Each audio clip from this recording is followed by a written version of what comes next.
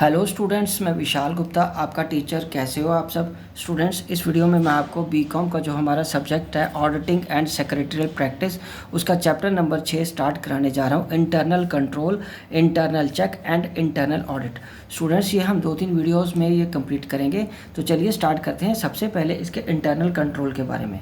Students, इससे पहले कि मैं ये टॉपिक स्टार्ट कराऊँ, एक बार आपको याद दिला देना चाहता हूँ कि यदि आपने मेरे चैनल को सब्सक्राइब नहीं किया हुआ तो आप मेरे चैनल को सब्सक्राइब कर लीजिए और इसके पिछले चैप्टर्स वहाँ से देख के फोल्डर में से ऑडिटिंग एंड सेक्रेटरी प्रैक्टिस में से प्लेलिस्ट में जाके अपना कोर्स कंप्लीट कर लीजिए।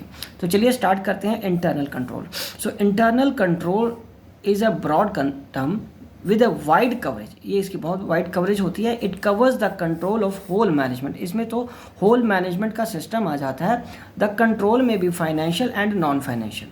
It means internal controls involve a number of checks and controls exercised in a business to ensure its efficient economic working. इसकी efficient और economic working के लिए काम आता है। ठीक है। It has become one of the basic essential factors for efficient and effective management. ये efficient और effective management के लिए ये बहुत essential है। और सो इसलिए हम कह सकते हैं कि internal control compares both financial and administrative controls are emphasise. इसमें financial as well as administrative दोनों तरीके के कंट्रोल आते हैं। It is established by the management to effectively run the business activities and exercise checks. और checks को अपनाने में, लगाने में हेल्पफुल होते हैं। ठीक है बच्चों। तो चलिए अब हम आगे बात करते हैं थर्ड पॉइंट इसका। The auditor is vitally concern with it. Auditor इससे कंसर्न रहता है। यहाँ ऑडिटर का मतलब नेचुरली एक्सटर्नल ऑडिटर जो आपका ऑडिट करने आया है फाइनेंशियल स्टेट बुक्स का। बिकॉज द एफिशिएंसी और otherwise of the internal control will greatly influence the auditors method of working. और आपका जो इंटरनल कंट्रोल का सिस्टम है वो इन्फ्लुएंस करेगा ऑडिटर की वर्किंग को। क्यों इम्पॉर्टेंट है why to have internal control और पर्पज़ क्या है। तो सबसे पहले अगर हम बात करें तो पर्पज़ है from the view point of client. जिसका ऑर्गेनाइजेशन उसके उनके लिए क्यों ज़रूरी है। It provides them reliable data. दूसरा, it helps in safeguarding assets and records to promote operational efficiency. And fourth point उनके लिए क्या इंपॉर्टेंट है, to encourage adherence to prescribed policies. और B, from auditors point of view to determine whether an audit is possible और not. और auditor के लिए दूसरा पॉइंट क्यों इंपॉर्टेंट है, it's determine the scope of audit, कि उसको कितना ऑडिट और करने की ज़रूरत पड़ेगी।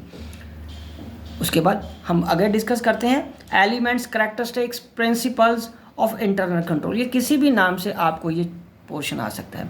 एंड इफेक्टिव और good effect internal control should be have the following characteristics which can be abbreviated cross Asia for memory. ठीक है, इसको इस तरीके से भी याद कर सकते हैं। मैं इसको आपको बताता हूँ कि वो कौन कौन से पॉइंट हैं। तो आपके इसके पहले पॉइंट वर्ड पे ही फोकस करना है, कैपिटल लेटर वाले CROSSASIA। ठीक है, क्रॉस एशिया। ठीक है। Competent and trustworthy personnel records, financial and other organizational plans, segregation of duties, supervision, authorization return में होनी चाहिए, साउंड प्रैक्टिसेस होनी चाहिए, internal audit and arithmetic and accounting controls होने चाहिए। ठीक है बच्चों। तो चलो अब हम आगे डिस्कस करते हैं कि इनहेरेंट लिमिटेशंस क्या है इंटरनल कंट्रोल की। बच्चों, it involves expenditure of time and money also. इसमें पैसा भी लगता है और समय भी लगता है। Internal control system is for routine work. Extra ordinary, unusual और इरेगुलर ट्रांजैक्शन में भी ओवरलुक्ड। ये तो रूटीन का काम है। एक्स्ट्रा ऑर्डनरी आइटम्स कई बार नज़रअंदाज हो जाती हैं। The possibility of human error may weaken the internal control system. अगर इंटरनल कंट्रोल का स्टाफ ही आपका कोई गलती कर दे तो फिर तो सिस्टम और वीक हो गया, फिर तो पकड़ा ही नहीं जाएगा गलती को। The possibility that a person responsible for exercising control may abuse his authority। जिसके पास इंटरनल कंट्रोल को लगाने की अथॉरिटी है वो उस अथॉरिटी को मिसयूज़ कर सकता है।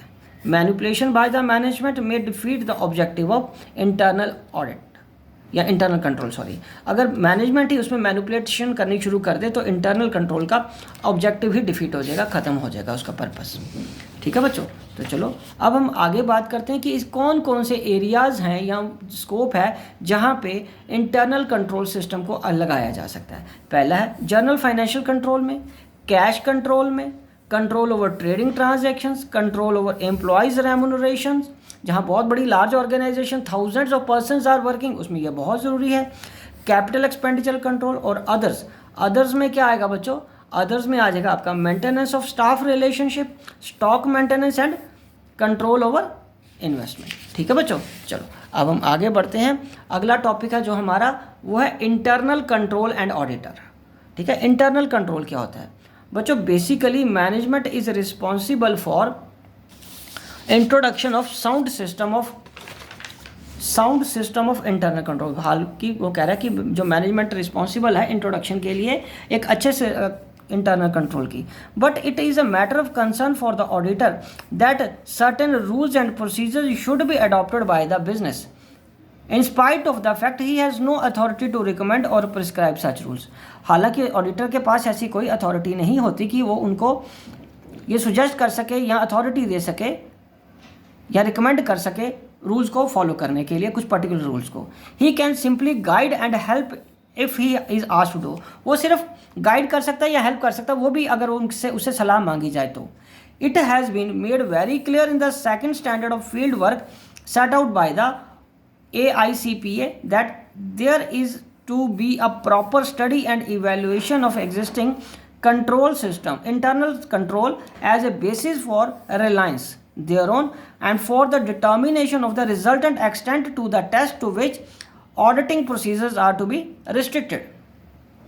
और Institute of Chartered Accountant क्या कहता है? That it has recommended that auditor should critically review and evaluate the existing internal control system to prepare his audit program. ठीक है बच्चों, चलिए अब हम आगे बढ़ते हैं। Review of internal control system. कैसे रिव्यू किया जाएगा इंटरनल कंट्रोल सिस्टम को?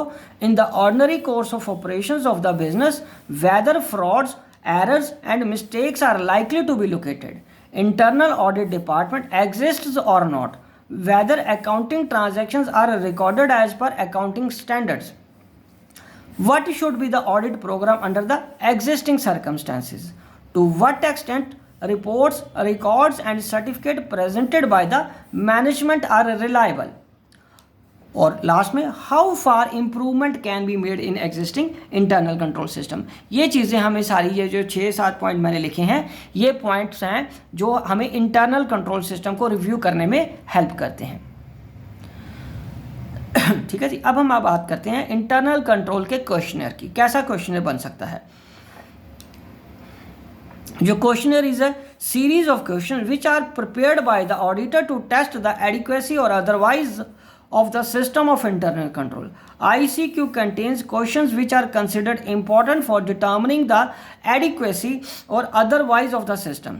Questions are to be answered in yes or no. Questions can be changed according to the need of the audit and nature of the organization.